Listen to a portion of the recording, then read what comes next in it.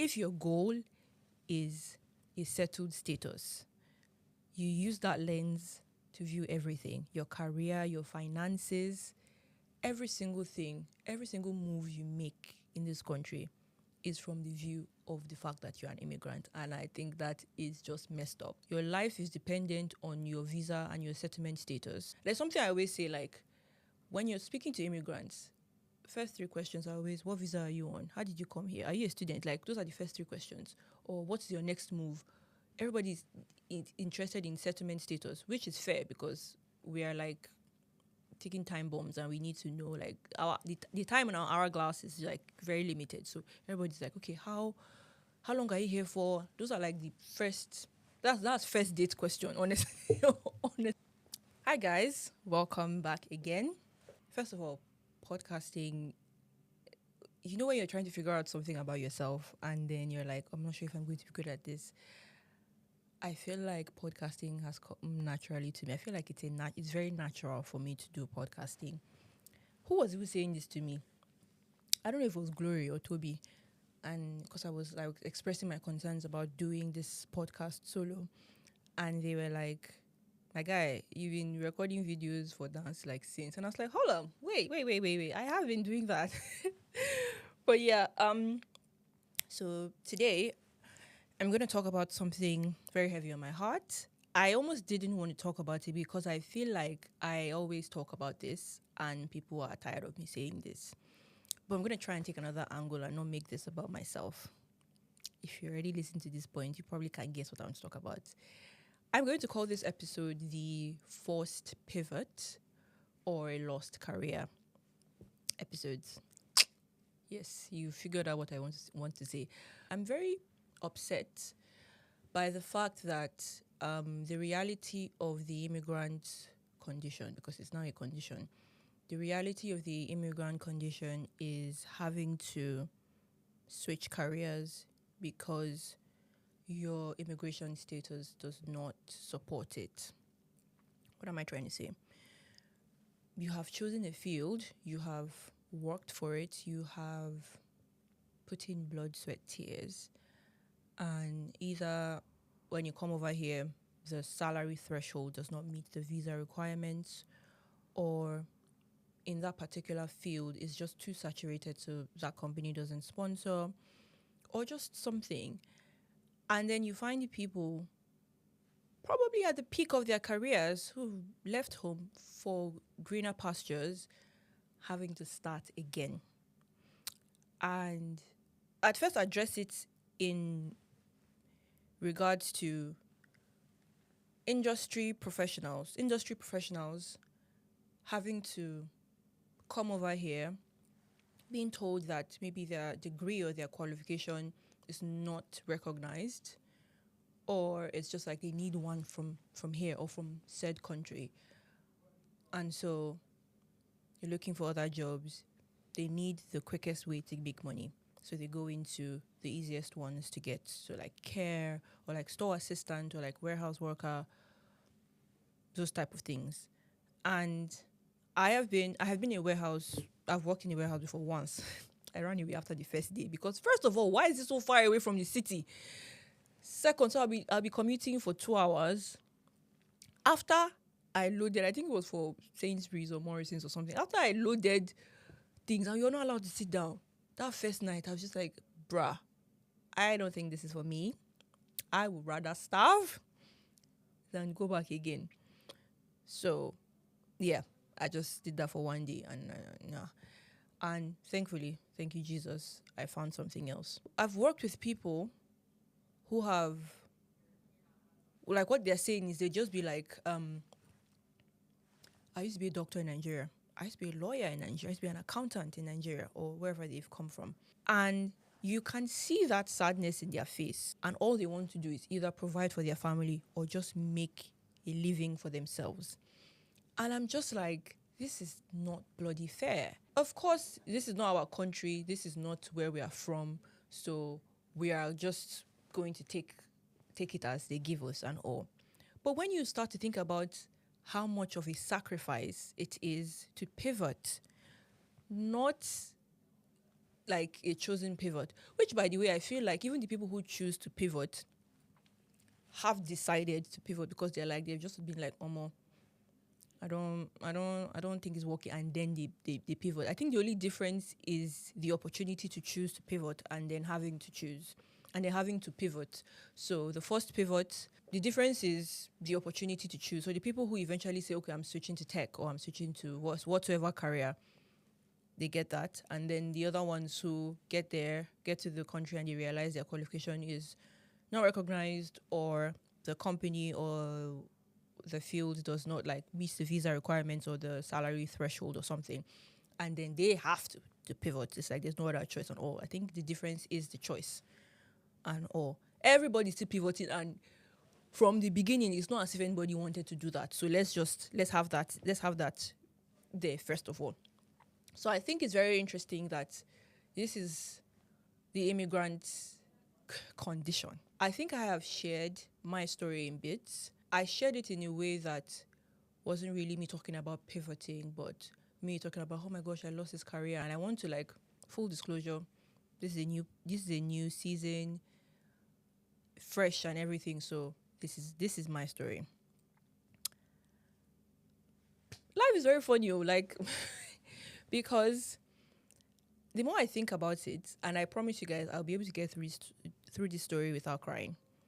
Actually, that's not true. I don't really cry in public, so I don't know why I just said that. For me, I was a dancer in Nigeria.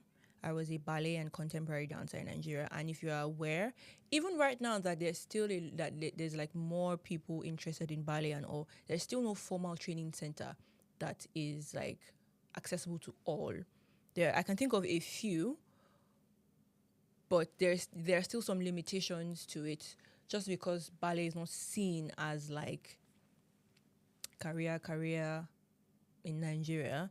It's seen as like a luxury, and then people who have the careers, they dance at weddings and they maybe shows or music videos and stuff like that, as opposed to here and other countries that practice ballet, and having a job as a ballerina is is a full-time job, because you're doing like 9 to 5 training every day. And so the way somebody working a 9 to 5 job would go to work Monday to Friday, a ballerina in a ballet company would go to work Monday to Friday and they'd be paid. So even if they dance like once or twice this season, as long as they are there, they have a salary and all. So it's very different in Nigeria. So I started dancing ballet when I was 18.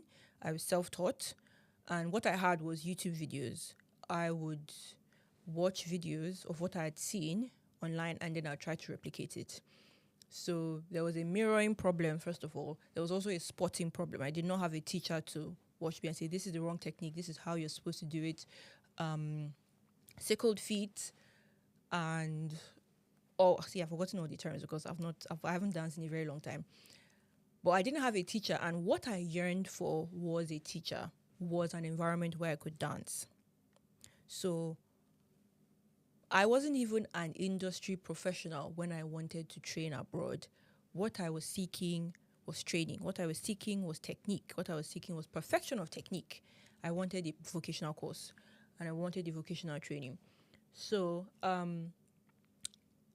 there was a lot of things I sacrificed. So when my colleagues, when I say colleagues, when my mates from uni and peers were like investing in their careers, investing in themselves and climbing up the career ladder, the corporate ladder, I was climbing up my dance ladder, because my goal was I would train well enough in order to be taken in a professional dance training industry.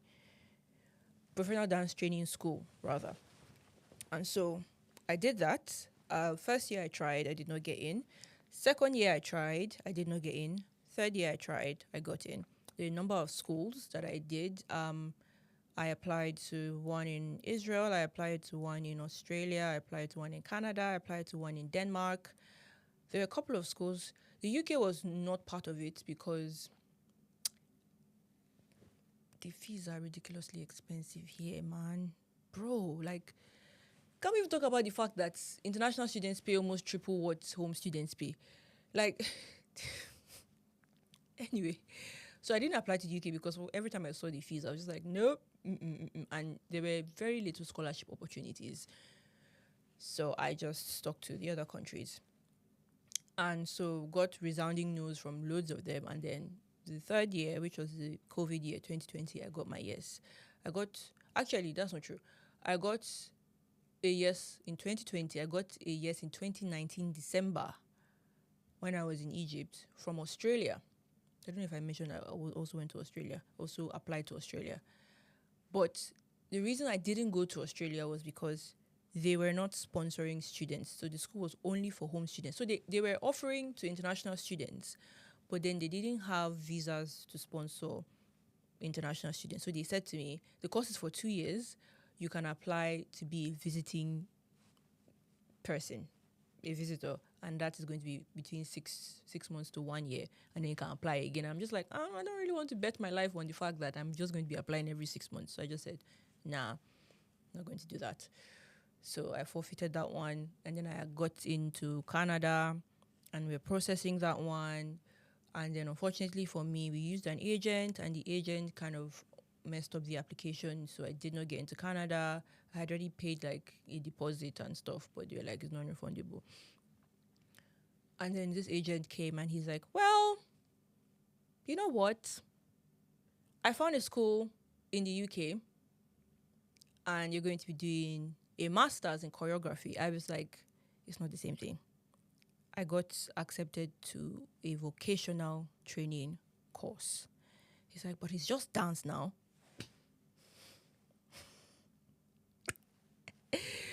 Anyway, I think at that point I was really tired of trying.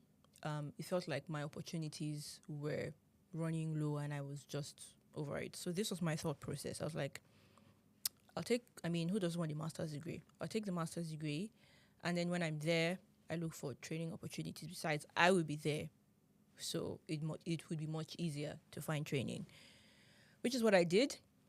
And then when I got here, obviously, rudest shock of my life, things were not as it seemed. But the funny thing is, everybody I met, there's something I always say, like, when you're speaking to immigrants, first 3 questions are always, what visa are you on? How did you come here? Are you a student? Like, those are the first 3 questions. Or what's your next move?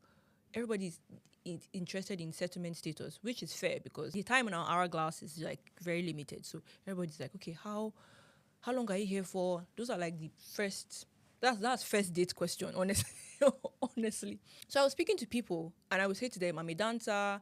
I was speaking from passion mostly. I'm a dancer. This is where I've come from. This is what I want to do. And then they would say to me, how are you going to do it, like sponsorship wise and all? And I'm like, don't worry. Like, I didn't think that far because I'm just like, in my head at that time, all I wanted to do was just dance. And I'm like, dance is enough. I can do it. That's not true for the immigrant. So, so everybody was just like, you know what you should do?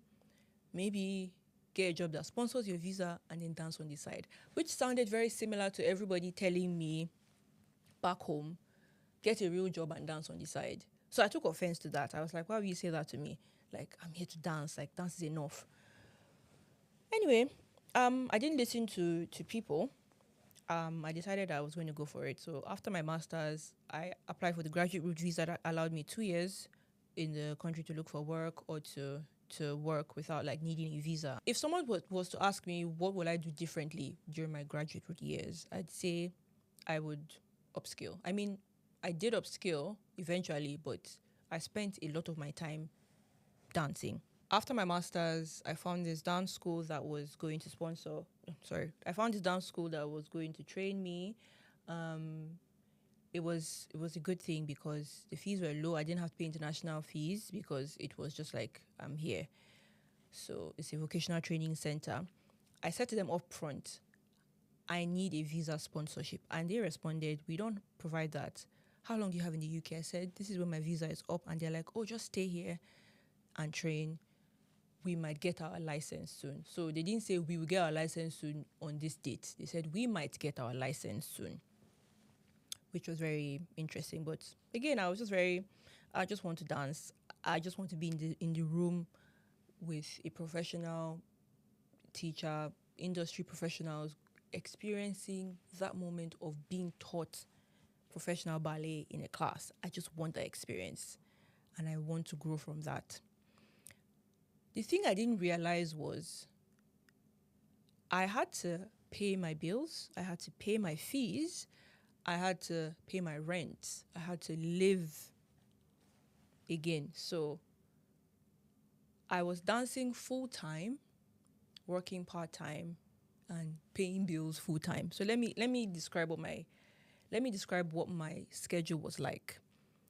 Monday to Thursday was full on dance training, averaging 9 to 6 actually. And then Thursday night, I would do a night shift, care work night shift from 8 p.m. to 8 a.m. And then Friday night, 8 p.m. to 8 a.m. You'd think I would rest on the weekend, right? No. Saturday, because church was very important to me, and the first few months I came to the UK, I was very depressed and I needed that church community. So I committed to going to church every weekend from Leeds to London. So I would commute from Saturday to Sunday from Leeds to London. And then Sunday night, I'll be back again to repeat my routine. So there was no point where it's like, have a backup plan for the visa situation, because unfortunately for you, you're an immigrant, so you have to have a backup plan. No, I was chasing passion because I'm like, finally, I am doing this. Finally, I have dreamt about this. I have dreamt of this moment and I'm finally doing it. When the moment came that, actually, one of the biggest blessings that happened to me in the UK was my injury, because it kind of woke me up from my slumber. It did wake me up and I was like, how is it possible that I have been doing this for this? And when I described my routine to you guys, so Monday to Thursday, dance, Thursday night, Friday night, work. The work was dependent on whether I got the shift. So it was not like I got the shift. It was not like, okay, I've gotten the shifts definitely every Thursday, every Friday. Nope. I was working for a care agency, and so the shifts were first come, first serve. They would just post it on the group chat. Shifts available in this care home. If you didn't get it, or you're not working that week, and that's it. And my flatmate, Chinam, so God bless you, we actually like calculated that I needed 2 shifts per week to make my monthly payments to the dance school, because they were generous enough to give me a 50% scholarship and organize a payment plan for me. Because even as low as the home student fee was, I still was not able to pay it. So I had to say, look, this is what I cannot do. I can do this. And they were like, okay, 50%, pay monthly plan, and you're on your way. So we calculated that if I get 2 shifts a week, I'd be able to make my monthly rent in Leeds, so it was cheap, not people's crazy London prices these days. I'll be able to make my monthly rent with bills. I'll be able to feed myself. I'll be able to travel to London every week and back, and I would be able to, what's the other thing? Pay my dance bills. All of my bills were going to be covered under that. That was it too. So no luxury, no skincare, no hair, no makeup, nothing, no new clothes. That was it. Because I was even used to it. That was how I was living in Nigeria. I was focused on dance, and any other extra thing was seen as a luxury. That was the plan. But as you all know, things don't go according to plan. Then days will come, weeks will come when I would not get, maybe I'll get 1 shift per week, or I'll get no shifts. And I was really like forcing myself to get shifts. So I was doing that work just so I can be able to pay for dance and become a professional dancer. But then I was now forced to leave dance classes so that I can work to make money to pay for the dance classes that I'm missing. And I just realized that I was just hating the whole process. I wasn't hating dance, but I was just hating the situation I was in. I was like, am I in the wrong career? I'm back at it again. In Nigeria, I was questioning whether I was in the wrong career because it just did not seem like anything was working out. And now I'm back here again. I'm not even dancing because I'm missing classes to go for shifts, because I'm not even getting Thursday and Friday night shifts and all of that drama. And I can never forget, there was this day I didn't get a shift that week, and I needed to meet up for the rent because it was coming up. I had gone to church. On my way from church, like London back to Leeds, I just got a message on the group chat for like the work and the agency, and they were like, shifts available in this care home. Now, I need to say this. So, agency staff earn a bit more. I think I was earning like £13 an hour, which was kind of good. Last minute shifts are like £2.50 extra. Weekend shifts was like £1.50 extra. I never did weekend shifts because I was always in London doing church work and stuff. So I was on my way back. I was just thinking about my life. Like, what am I going to do? How am I going to make rent? How am I going to make the bills? How am I going to eat this week? I mean, again, so really like stood up for me. Like, he really like was there for me. So I knew that. I mean, I'll eat her food, but how long will I be like munching up off of my flatmate? But I was just like, I need to get something this week. And then the message came on the group chat, which I should say, but the reason why I was always missing those messages for shifts was I was always in dance class and we were not allowed to have our phones in dance class. So by the time class is over, I will run to my phone. I'll just see shifts available. And I'm like, available. They will like scroll down. Somebody has already taken it and all. So that was it. So when I was coming back from London that particular Sunday and I saw that message saying shifts available, I did not even think. I just said, I'm taking it. That was for Sunday night into Monday morning. Remember, I have ballet and contemporary class on Monday. I came back home and I just said to Chinomso, I'm working at X house. First of all, there are certain care homes. If you've worked in care, there are certain care homes that people know they're not going to decide because that place is hard. And then every time, like, there are always shifts available for those places most of the time. Or either that or they had specific people that they always preferred. So when they put that is this house that is available, I just showed Chinomso the message. She said, IJ, this place? I said, I don't have money this week. I need money this week. And she's like, I said, but you have dance class. I said, I came back home, changed, bought Monster 2, carried jollof rice in the house. I think it was Chinomso's food safe. I carried it. I said, please pity me. I carried it. I said, this is what I'm going to eat. Went to the care home. I was even on the social media team at church, so I was still like editing and sending deliverables. I said, okay, this video is going out this week, this video is going out this week. So that was the worst, probably one of the worst nights I've experienced in the UK. I don't even know what to say, but by the time I was done with that shift, I came back. I don't think I was awake. I came back, showered. The house we're staying was like 3 floors. Ground floor was where the main living room was and the kitchen was. So as I just came, I just dropped my bag, carried food, ate, went upstairs, showered, changed, carried my dance clothes, went to dance class. By the time I got to dance class, I was not even awake. The last class of the day is always jazz, and jazz is a lot of cool down afterwards. I slept on the floor. They had to wake me up. They were like, Ijeme, wake up. And then I stood up. On my way back, I was just like, I was not even awake. And that day was just like a wake-up call because I'm like, is this what you want to keep doing? Is this Ijeme? Is this what you want to keep doing with your life?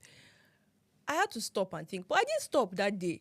I still kept on doing it. And then the biggest thing, like that's why I keep saying the greatest miracle I experienced in the UK was my injury because it was a wake-up call. That injury just... Because then I had to stop dancing. And when I stopped dancing, it was like I stepped away from everything. And I was like, wow, I've really been doing this. And I just realized that you can't win against this system. People who are artists in this country, a lot of them, especially the ones who are not like the mainstream ones, like in ballet where you have a constant job or other things. If you are living from gig to gig or from cruise ship to cruise ship, they have to get second jobs in order to have a sustainable, consistent income. Then I'm like, who am I, the immigrant, to do that? And I was just like, the system, I can't beat the system. At least not now. Let me find my food. Let me get something that's making me eat food every day. And I was just like, from that day, I know that I started to think about dropping what I was there for. And I started to think, I think that was now like a year into my graduate route visa. And then the injury happened like not too long after that, like a month after that, because I felt like my body was trying to tell me something. After that, I now went on a break, I think for like 3 weeks. I was injured from dance, but I was still going for shifts because why not? Like, I'm not going for dance class, I might as well go for shifts. My knees were hurting, but what can you do? Then after I came back from my break, I went to speak to the school's management, and I was like, this is my situation. We spoke the last time about the visas and all of that. What are you saying? Can you sponsor me? And they're like, sorry, we cannot. And I was like, it felt like I just wasted my time here. Like, I appreciate it. I appreciate like the 1 year I was here, I did experience something I've always wanted to experience. But unfortunately, being an immigrant, I do not have the luxury to have those kind of wants. I have other needs that I need to meet. And so I think that was just the point. I was just like, you have to switch careers. I don't know what it's going to be, but you have to switch careers. You have to figure out your life, because your life is dependent on your visa and your settlement status. And that is something that a lot of people, it almost feels like you don't have the right to be passionate about something. It almost feels like I cannot be passionate about something because I have to first think of what my settlement status is. I remember even when I was a student and I would apply for some dance jobs that I was qualified for, because I would go for the audition and I would ace it and I'll get to the next round. And the first thing they'll just say to me is, do you have the right to work in the UK? Because if you do not, we do not have sponsorship for you. And the first thing I would say is, thank you for telling me so that I'll not waste my time. But it was just something that there were so many things that just would stop me. And this is just me speaking from an artist's perspective. I know people who have had to pivot because maybe there isn't enough, or maybe the industry is oversaturated, or I don't know, it just doesn't meet the threshold that has been set.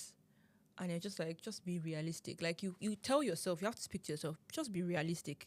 If your goal is a settled status, you have to think about that. That is your first point. That is the lens that you use to see everything. If your goal is a settled status, you use that lens to view everything. Your career, your finances, every single thing, every single move you make in this country is from the view of the fact that you're an immigrant. And I think that is just messed up. But it is our current reality, so we're just going to go with that. But yeah, thank you guys for listening to me. I feel like it wasn't so bad. I didn't cry, so that was good. I think that's progress. That's progress. So I'm very happy that I was able to talk about this. Now you know my story. That's not the full thing, but I know that in subsequent episodes I talk about it. I will get on and on and on and on, tell you guys what I'm up to and how my career currently is going. But I'm very excited. Again, I've used the word excited. And yeah, thank you for watching. Please like, comment. Please, I beg you, if this thing touched your chest, comment, share, subscribe, and click on that bell thing so you get notified. We are on every platform, podcast speaking. We are on X, we are on Instagram, we are on TikTok, we are everywhere. So just share our stories, share your stories, subscribe to the newsletter, and we have a form if you want to share your own personal stories regarding whatever topic I touch on. Please feel free to do that. I'm very happy that you guys are with me on this journey, and I'm looking forward to recording more episodes. Bye.